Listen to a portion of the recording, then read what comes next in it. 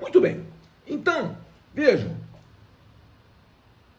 o IPTU é um imposto que pode, a partir da emenda 29 de 2000, que criou o parágrafo 1º do artigo 156 da Constituição Federal, pode sim ter alíquotas progressivas, ou seja, a alíquota pode ser maior à medida que aumenta a base de cálculo. Base de cálculo maior, alíquota maior, nada obsta. Além disso, há que observar também o seguinte: pode existir o chamado IPTU punição, que está lá na política urbana, está lá no artigo 182, parágrafo 4º da Constituição. Vejam o que diz o artigo 182, parágrafo 4º. Ele diz: bom, o caput do artigo 182, ele diz que a política de desenvolvimento urbano, executada pelo poder público municipal, conforme diretrizes gerais fixadas em lei, tem por objetivo ordenar o pleno desenvolvimento das funções sociais da cidade e garantir o bem-estar de seus habitantes. O parágrafo 4º, olha o que diz o parágrafo 4º. Ele diz: é facultado ao poder público municipal, mediante lei específica, para a área incluída no plano diretor, exigir, nos termos da lei federal, do proprietário do solo urbano não edificado, subutilizado ou não utilizado, que promova o seu adequado aproveitamento, sob pena sucessivamente de parcelamento e ou edificação compulsórios.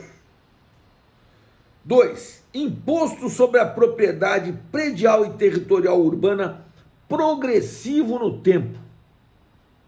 E 3. Desapropriação com pagamento mediante títulos da dívida pública, de emissão previamente aprovada pelo Senado Federal, com prazo de resgate até 10 anos, em parcelas anuais, iguais e sucessivas, assegurados o valor real da indenização e os juros legais. Vejam, o parágrafo 4º do artigo 182 da Constituição, senhores, não foi regulamentado até hoje. Então precisa de uma lei federal para regulamentar, depois precisa de uma lei municipal para regulamentar em cada município. Aqui no município de Santos, não há regulamentação do chamado IPTU progressivo para exercício da regularização da função social da propriedade urbana. Veja, é um dispositivo constitucional muito forte, mas é norma constitucional de eficácia limitada, né? A meu ver, nunca vai encontrar respaldo na prática, né? IPTU progressivo no tempo. E há uma incongruência também nisso aí. Qual? A seguinte, veja só, qual é a incongruência que eu aponto?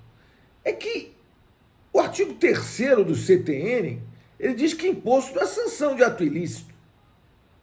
Veja, vamos voltar lá no conceito jurídico de imposto.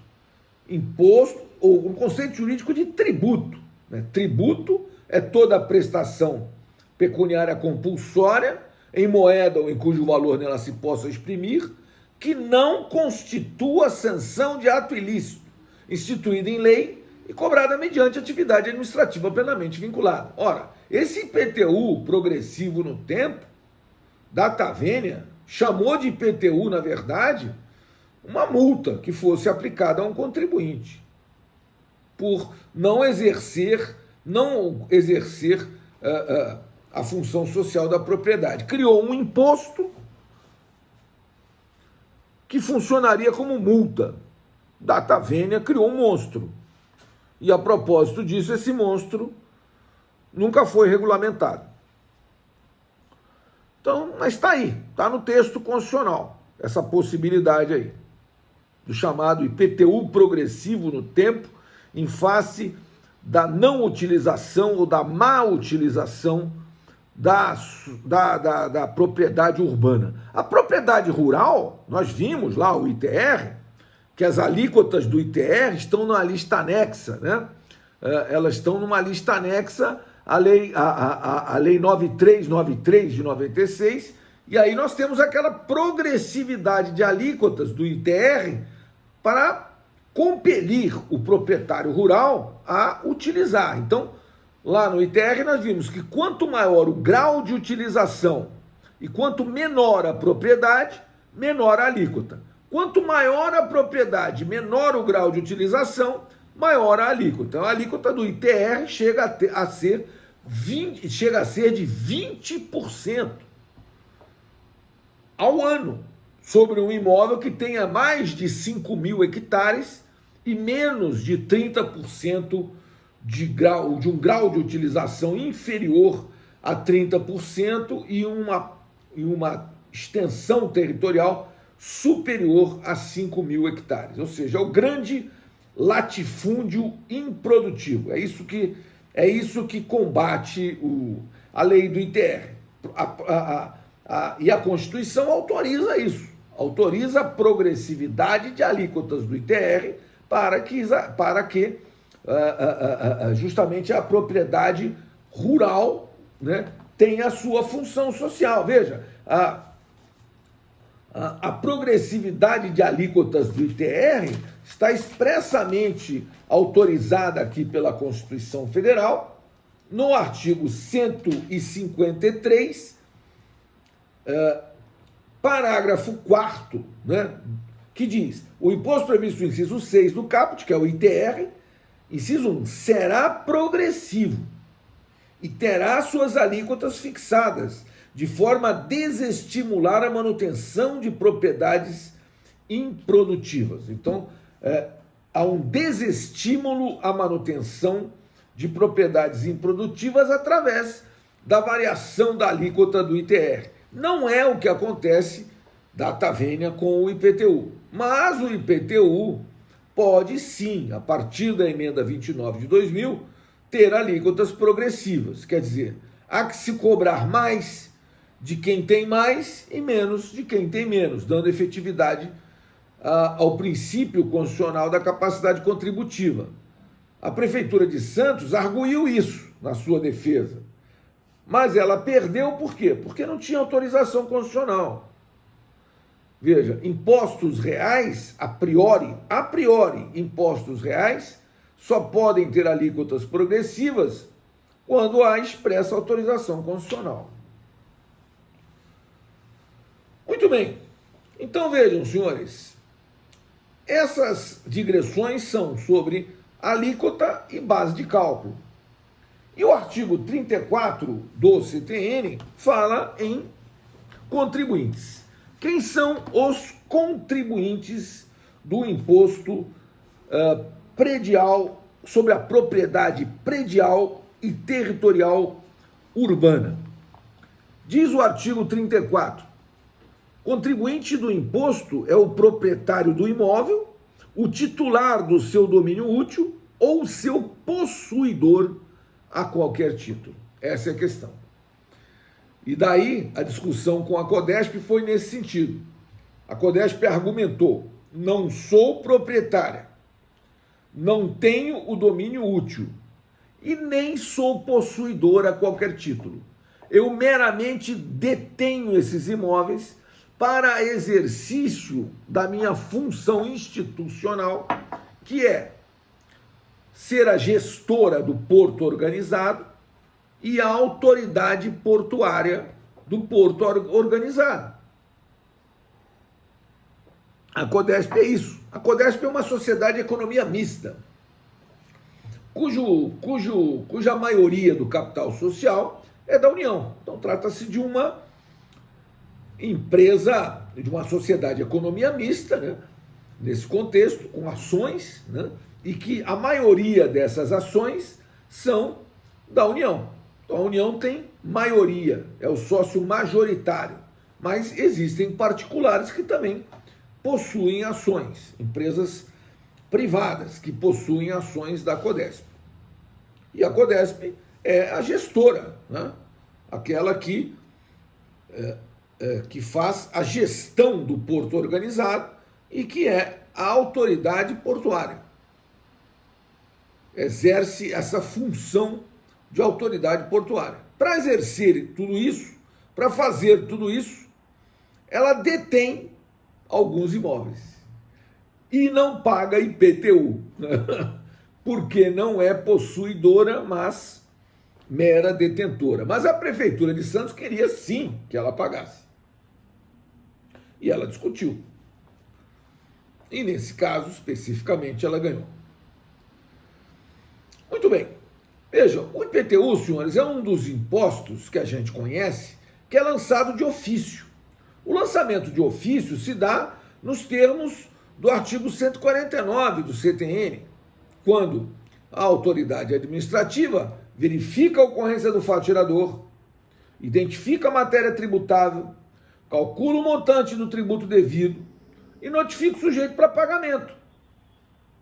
Ou seja, ela, a autoridade administrativa, constitui o crédito tributário de ofício, sem nenhuma intervenção do contribuinte. E ela, então, notifica esse contribuinte do lançamento através da remessa do carnê de IPTU para o domicílio do contribuinte. Então, o contribuinte recebe o carnê.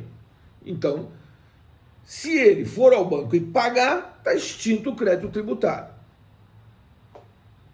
Se ele quiser contestar, ele pode, mas vai fazer uma petição, né, à autoridade administrativa municipal, que no caso é a Prefeitura Municipal de Santos, vai fazer uma petição dizendo que pelos motivos pelos quais impugna administrativamente. A Prefeitura vai conhecer o processo dele e vai decidir se vai manter o lançamento ou se vai alterar o lançamento. Eu já fiz várias discussões administrativas no âmbito do IPTU.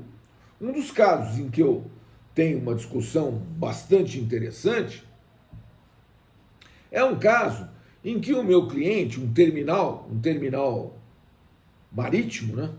Ele, quando fez o aterro, ele tem uma parte lá que ele fez um aterro, ele foi obrigado a fazer um aterro para construir o terminal. Mas por conta do aterro que ele foi obrigado a fazer, ele foi obrigado também a separar uma área do seu imóvel, uma área bastante significativa, com uma área de 500 mil metros quadrados, e destinar essa área para uma área de preservação permanente, uma APP, no qual ele fez um termo de ajuste de conduta com o Ministério Público, para que mantivesse essa área, né, intocada, né?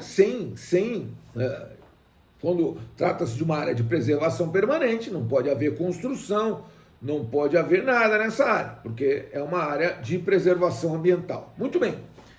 Ora, qual foi a discussão? Foi que, com a alteração da legislação municipal, essa área que ficava na zona rural do município de Santos passou a integrar a zona urbana. Quando essa área pagava ITR, é um valor razoável, bem possível de ser pago. Mas quando se transformou em zona urbana, pasmem, veio a cobrança do IPTU, Imposto sobre a Propriedade Predial e Territorial Urbana. E aí tem um valor, né, cobrado por metro quadrado. Então, uma área de 500 mil metros quadrados tinha que pagar lá alguns milhões por ano de IPTU. E eu iniciei uma discussão administrativa. Eu abri um processo na prefeitura e disse o seguinte, argumentei no seguinte sentido. Bom, primeiro procurei para ver se não havia isenção, né? Porque o que dá isenção de IPTU para uma área de preservação permanente, existem muitas áreas de preservação permanente no município que tem isenção de IPTU porque tem uma lei municipal que isenta. As áreas de preservação permanente na zona rural, elas são isentas de ITR, isso está na lei. Isso está na lei do ITR. A APP é isenta. Mas a APP em zona urbana não tá isenta. Por quê? Porque não tem lei municipal. Então, meu cliente tinha que pagar lá, sei lá, 15 milhões por ano de IPTU sobre os 500 mil metros quadrados, que era uma área de preservação permanente. Eu argumentei o seguinte, e obtive um parecer favorável. Qual foi o meu argumento? O meu argumento foi o seguinte, veja, tudo bem, então incide IPTU sobre a APP? Incide, tudo bem, mas qual é o valor venal de uma APP? Um imóvel que você não pode vender, você não pode alugar, você não pode usar, você não pode nada. O que você pode nesse imóvel? Nada. Qual é o valor venal? E aí sustentei que o valor venal é zero. Se o valor venal é zero, tudo bem, você cobra IPTU sobre o valor venal. 1%, por exemplo, sobre zero. Ponto. E obtive um parecer favorável, mas no final a decisão administrativa final foi no sentido de exigir IPTU sim e não sobre valor venal zero, sobre o valor venal fixado na planta genérica de valores, que era um valor absurdo lá, como se fosse um terminal marítimo. Ou seja, a área do terminal paga IPTU. O que eu não queria me eximir disso, eu queria que não pagasse IPTU a área de preservação permanente. E aí perdi, quer dizer, o meu cliente perdeu, porque eu nunca perdi um processo nos meus 30 anos de advocacia, mas o meu cliente perdeu a discussão administrativamente. E aí nós fizemos uma proposta de honorários para discutir judicialmente. Eu tenho convicção de que eu ganharia judicialmente, mas o meu cliente não estava disposto a pagar os honorários que eu solicitei, então acabamos não fazendo a discussão judicial como eu gostaria de ter implementado. E o meu cliente recebe lá os lançamentos desse IPTU milionário e até hoje não pagou. Evidentemente ele vai discutir isso aí, uma hora ele vai ter que discutir isso com o poder público municipal. Mas é uma questão bem interessante, porque a grande maioria dos municípios, a grande maioria, dão isenção de IPTU para as áreas de preservação permanente. Porque esse proprietário, ele não pode construir nada lá. Ele não pode vender aquilo lá. Ele não pode fazer nada lá. E se ele não pode fazer nada lá, ele não tem que pagar também imposto, porque é um grande absurdo você determinar que o indivíduo pague milhões de reais de imposto sobre um imóvel que ele não pode utilizar. É realmente uma situação inusitada, né? Mas que o contribuinte brasileiro acaba encontrando esse tipo de situação na vida. Muito bem, então vejam só, quais são as características, né, do imposto sobre a propriedade predial e territorial urbana? Trata-se de um imposto real, um imposto que incide sobre a res, incide sobre a coisa. Então, a rigor e a priori, as alíquotas do IPTU não poderiam ser progressivas. Só que no caso do IPTU, podem sim ser progressivas. Por quê? Por causa do artigo 156, que eu esqueci de colocar aqui, né?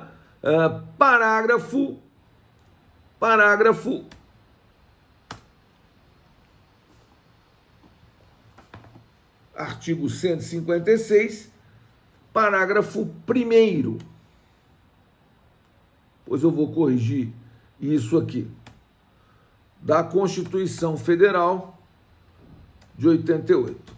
Então, o artigo 156, parágrafo 1º da Constituição, autoriza, portanto, a progressividade de alíquotas e, nada obstante o IPTU seja um imposto real, ele hoje pode sim ser progressivo. Ou seja, ter alíquotas progressivas. Veja, além disso, ele é um imposto direto. Direto por quê? Porque não repercute. Ele não é repassado de um agente para outro agente numa cadeia econômica. Não se trata de imposto formador de preço. Quem quem paga IPTU suporta com esse pagamento, ou seja, o contribuinte do IPTU, ele paga esse imposto e suporta com isso. Toda empresa, na sua sede social, paga IPTU. Mas ela faz o que com esse IPTU que ela paga? Ela repassa para os seus clientes no preço das suas mercadorias? Não, ela não tem como repassar, nem haveria como fazer esse cálculo. Lógico, isso faz parte dos seus custos operacionais que tem que ser cobertos pela sua margem bruta, né, de lucro. Mas, na verdade, não se trata de imposto indireto, como o ICMS, o IPI, né, o imposto de importação, que nós já vimos, que são impostos indiretos. Repercutem, são repassados de um agente para outro agente numa cadeia econômica. O IPTU não. O IPTU é suportado pelo contribuinte. E além de ser um imposto real e direto, ele é um imposto fiscal. Significa dizer que ele tem objetivo eminentemente arrecadatório. O IPTU existe para arrecadar. Normalmente, o IPTU em cada município, ele é normalmente a maior fonte de receita do município. Veja, o município tem competência para instituir 3 impostos. Quais sejam o IPTU, o ITBI, que é o Imposto de Transmissão sobre Bens Imóveis, e o ISSQN, Imposto sobre Serviços de qualquer natureza, sobre o qual falamos na aula passada. Então, são essas 3 fontes de receita dos municípios. O ISS é importante aqui, por exemplo, no município de Santos, ele é importante, o ISS, porque Santos tem um porto organizado muito grande, o maior porto da América Latina, e os operadores portuários prestam serviços e, portanto, contribuem com o ISSQN, Imposto sobre Serviços de qualquer natureza. Agora, o IPTU é uma receita deveras importante. Imagine todos os imóveis do município de Santos, 1% do valor venal desses imóveis é entregue ao poder público todo ano a título de IPTU. E essa é, disparado, a maior receita do município, né? O município de Santos é um município privilegiado, né? Tem poucas favelas, ainda tem favelas, mas tem poucas. E tem fontes de receita muito grandes. Tem uma classe média forte e tem imóveis de altíssimo valor. E, portanto, arrecada muito bem. O município é um município rico, o município de Santos. E dentre as receitas do município está principalmente esse imposto, que é o imposto sobre a propriedade predial e territorial urbana. E além de ser um imposto real, direto, fiscal, é um imposto ordinário. Por que ordinário? Porque não se enquadra em nenhuma das hipóteses do artigo 154.2 da Constituição. O artigo 154.2 autoriza a União, somente a União, que tem competência para instituir impostos extraordinários, somente em caso de guerra externa ou sua iminência. Então, como não se trata de nenhuma dessas hipóteses, trata-se, portanto, de um imposto ordinário. Vejam, senhores, a priori seriam essas as considerações que eu gostaria de fazer a respeito do IPTU. Eu vou encerrar a gravação e vou abrir para perguntas. 1 minuto, por favor.